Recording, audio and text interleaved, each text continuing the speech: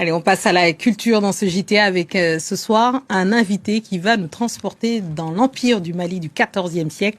Solo Niaré est un écrivain malien guinéen passionné d'histoire, auteur de plusieurs romans et contes pour enfants. Aujourd'hui, il s'attaque à un mythe historique fondateur de l'histoire africaine. Ce soir, il nous présente son dernier ouvrage, L'Eunuque et l'Empereur, publié chez Nimba Littérature. Bonsoir Solo Niaré et bienvenue dans votre Journal de l'Afrique. C'est un plaisir de vous recevoir. Bonsoir Fatima, merci de m'inviter souvent. Oui, et de parler de cet ouvrage qui appartient littéralement à la mythologie africaine. Qu'est-ce qui vous a tant attiré chez ce personnage de Kanka Moussa, empereur du Mali du XIVe siècle? Ça fait 23 ans que je travaille sur la partie médiévale de l'histoire de l'Afrique subsaharienne. Et quand je suis tombé sur le Mansa Moussa, j'ai vu que superficiellement, ce qu'on nous narre aujourd'hui n'était pas suffisant.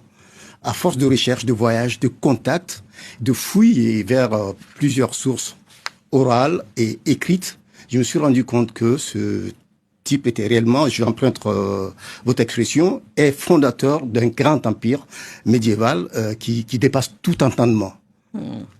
Quelque chose d'incroyable. Alors, avant de revenir sur l'empereur, j'aimerais qu'on parle du second personnage dont il est question, l'eunuque.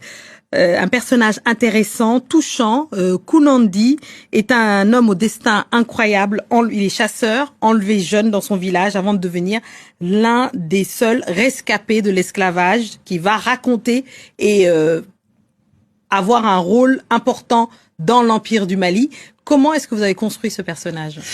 Je me suis retrouvé après, au bout de mes recherches, avec une tonne d'informations et je ne savais pas comment les exploiter. Mais il y a un genre littéraire qui permet, qu'on appelle la fiction historique, qui permet de faire intéresser l'histoire à ceux qui ne sont pas très intéressés souvent.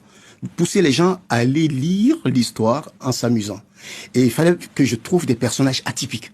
Atypiques, dans la période médiévale, je ne pouvais tomber que sur un eunuque. L'eunuque, en lui, se le résume tout. Il est le symbole de cette violence de l'esclave pendant la période moyenâgeuse. C'est pour cela que mon choix s'est porté sur l'eunuque. Kounandi, en malinké, c'est le chanceux, mais il n'est pas vraiment chanceux.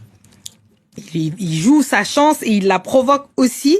Votre passion, c'est l'histoire.